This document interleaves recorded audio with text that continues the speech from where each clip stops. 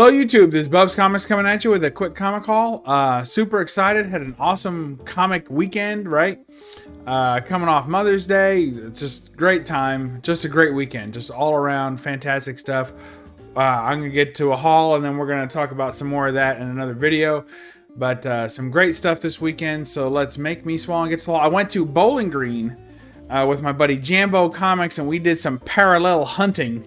You know, where it's funny because if you ever go hunting with somebody, with someone that you know, even if you're after the same books, you get to a place and you go like this, like, like when you like in your mind, you might think, oh, we're going to be like side by side, like, oh, look at this. Oh, look at this. But it's more like I'll be digging through a box and I was like, oh man, Jambo might want this. And I hold it up and I look around and I'm like, where the hell did he go? And he's like off halfway across the room. I'm like, hey, do you need this? He's like, yeah, I need that. I'm like, all right, I'll bring it to you. Then I keep looking, you know. So we had just had a big time, ate some good food, and hung out, went to a couple of shops, and just had a grand old time. So let's make me small and get to the haul. I want to thank him for a good time. Woo! Look at that. All right. Smooth as butter. So first off, of course, Jambo being the guy that he is, he brought me a bunch of stuff that he shouldn't have, but he did. I'm not going to turn it away, though. I'm not that foolish. So first up, we have Victims #2. This is by the great Jim Balent. Check that out. I'd never heard of this series. Don't know anything about it. But it has some fantastic art. Looks like he does just the covers on these, not the interior, which is a shame because he's such a fantastic interior artist. But we'll take that. So there's #2. Look at #3. Oh, that's too good. My wife and I love pirate stuff and oceanic stuff, mostly pirates. Good stuff. Look at that. That's outstanding. Way to go, Jimmy boy. And here's #4. And it's my understanding that there's probably only 4 issues in this run. Look at that. Battling some kind of weird kraken. Very cool. And it's my understanding that there's only 4 issues, so I guess I'm missing issue #1. He said he never could find it. So now I have a new thing to hunt, right? Isn't that fun? And then Edge of Chaos #3. That's a pretty cool Gray Morrow cover. Look at that. Very nice. And then what do we have up here? Uh-oh. That's supposed to be for the Tapeless Lounge. Sorry about that, everybody. I'm real remorseful. Next we have Magic Giants. DC Superstars Magic Giant #11. I've always wanted this cover. Never had this cover. It's one of those books I forget to look for. It's got a pretty gnarly spine roll, so we'll be working on that some in our off time, but very, very cool. Absolutely love it. I think this is her first solo story, maybe? Yeah, I forget, but I know it's a key, so we'll check on that. Very cool. Loving it. Looking great. Thanks, Jambo. And then last but not least, he brought me this Jungle Comics #141. He knows I like the Jungle books. Very cool. He said this was a double he had, and he gave me the better copy because it had the Bonnet's book stamp on it. He knows I like those. Bonnet's books up in Ohio, up in Dayton, Ohio, I've been to myself and had a great time there. So he knows I'm big on the Bonnet book stamps. So just a little bit of history for you Golden Age lovers. So fantastic stuff. So that is what I got from Jambo. So thank you so much. I guess you call him A-OK. Awful nice of him. And just for that, he also wouldn't let me buy him lunch. So I can't guarantee he'll be that generous next time you see him on the street, but he was for me. So I appreciate that, buddy. And just had a great time. Holy cow. We're going to start right off with a bang. This book is just, it blew my mind. This is what I found at the shop. So I took him to one of my favorite shops, the Archives in Bowling Green, Kentucky. Just a fantastic shop. Anybody who's in the area knows about this shop. It is just chock-a-block full of older books And of course, they have the newer, when I say older books, I just mean any kind of back issue. But he has 90s books and 2000s books and all the way back down to the Golden Age, of course. And I wouldn't call him a big Golden Age shop necessarily, because sometimes you go to a dealer or a shop and there's, 100 Golden Age books to choose from. But he'll have them peppered in around just alphabetically under the title, and then you never know what you'll find when you get down to the floor. Now, usually I don't dig too much on the floor because my back starts killing me, but and crawling around the floor, I just feel so silly. But there's tons of stuff on the floor, and Jambo didn't care one bit, man. He was crawling under everything, checking on everything, and he happened to find this book here, the Comic Book Price Guide. And he already had a copy, so he asked me if I needed it. I said yes. I've been looking for this one. It's one of the harder ones to get, the price guides, because it's got that killer black LB Cole cover with a demon. He likes to draw those skull demons with wings. He's big on that. And the damsel in distress right here. Very cool. Nice LB Cole there. And I was so excited when I got home to read this, because usually these will have little features in them with the artist, featuring like a showcase of the cover artist's work. So here's a great showcase of LB Cole. So I kind of know where they are in these price guides. So I went straight to it and I was like, yes, very cool. And I was kind of working my way backwards because this is what I identify it with. They always kind of look like that. So I started working my way backwards. Look at this cool stuff. So good. And then what do I find? It's signed by LB Cole. It says, to Mark with best wishes, LB Cole. And I was like, maybe I'm forgetting my history, and that's actually just in all the price guides. And Mark, is it Mark Overstreet? I'm like, that's not right. I get to the front and it says M. Derrick. So my guess is the M stands for Mark. So there you go. I have a signed LB Cole item. You want to talk about a rare signature. You may have a hard time finding a Jack Kirby signature. Try finding an LB Cole signature. I mean, that's a ghost. Good luck with that. Would it have been even cooler if it was on a comic? Yes. But we will take that. And I want to talk a little bit, just a minute, about value. What's something like that worth? I think that in some cases, value has inverse relationship in your personal collection versus sale value. And this is what I mean by that. I asked a good buddy of mine who was so gracious to say that he thinks it's about $200 or $300 value of this. To me, that's way undervalued. I think it 100 times that. But here's what I think. If someone asked me to buy this off of me, I paid $6 for this book.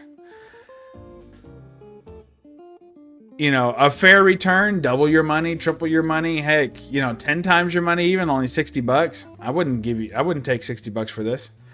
Now, if someone said, hey, I got an LB Cole signed book here, no matter what it was, you want to buy it, my top out price would probably be around $200 unless it was a key book and one of his comics. So what happens is that because this book is already in my collection, and because I know how little I paid for it, and because I know that I'm not willing to pay the real price or the real value of what that book should be worth, or really what it should be worth. So even if you agreed that it's worth $200 or $300, there's no way I would have gave you $300 for this book.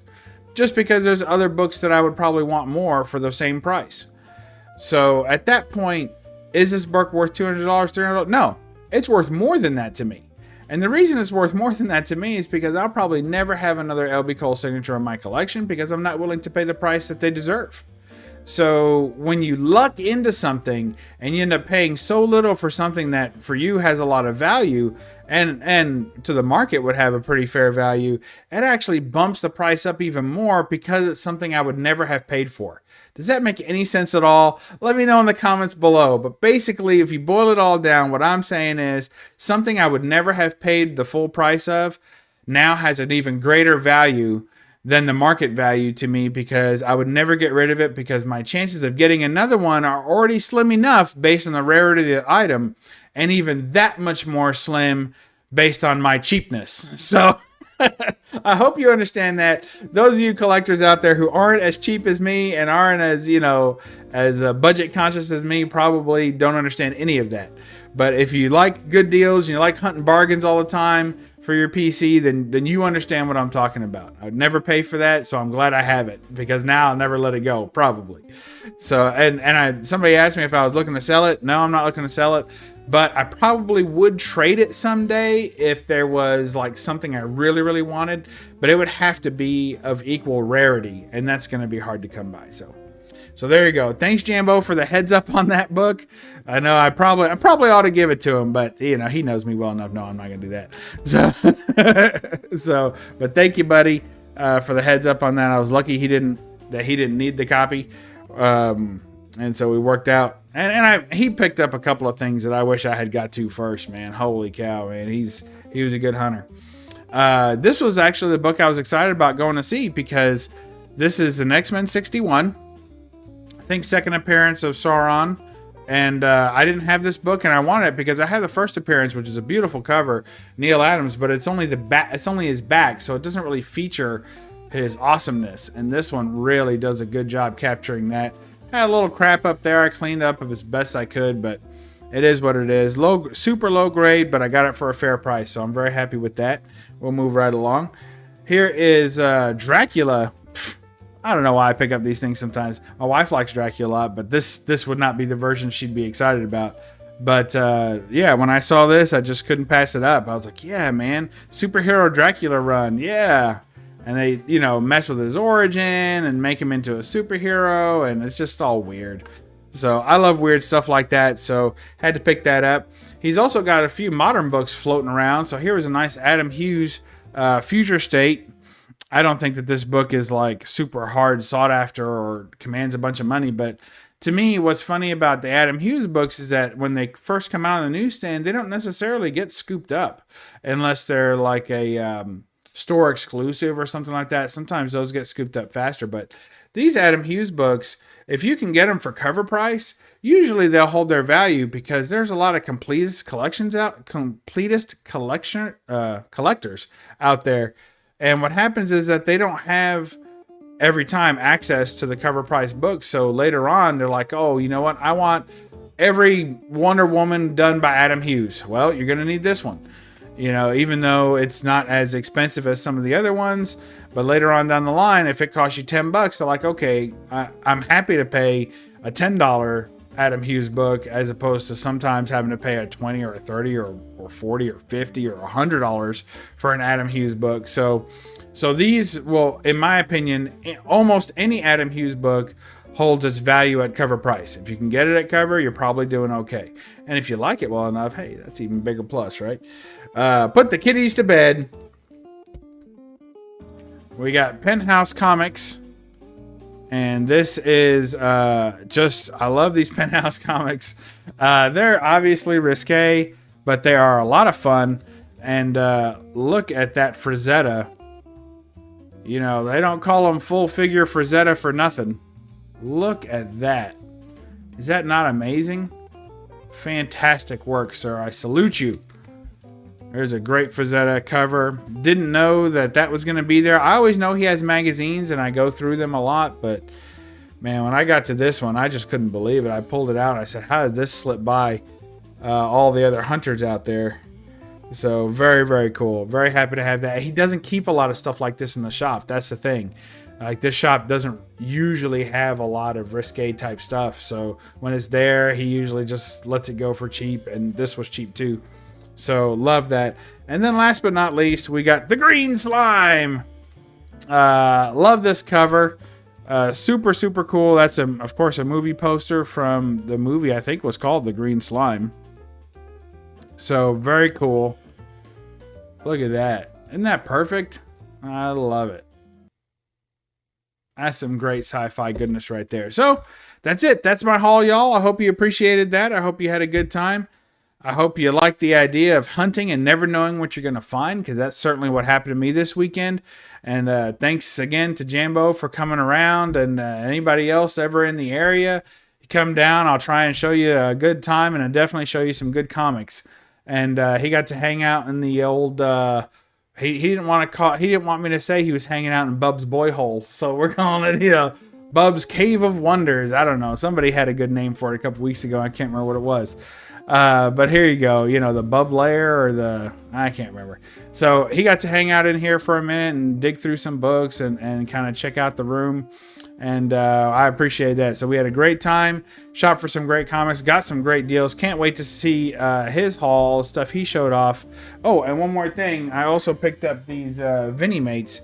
So I love these things. These little vinyl. They used to be mini mates, but they make big ones now also. So there's the Batman Vinnie Mate. So very cool. Love that. I'm probably going to be dumb enough to get into a whole collection of those. So we'll see how well that goes. All right. We'll catch you guys next time on BUB'S Couch. Remember to read a comic and don't apologize. Let's see what we got here. There you go. For the glare. Bye-bye.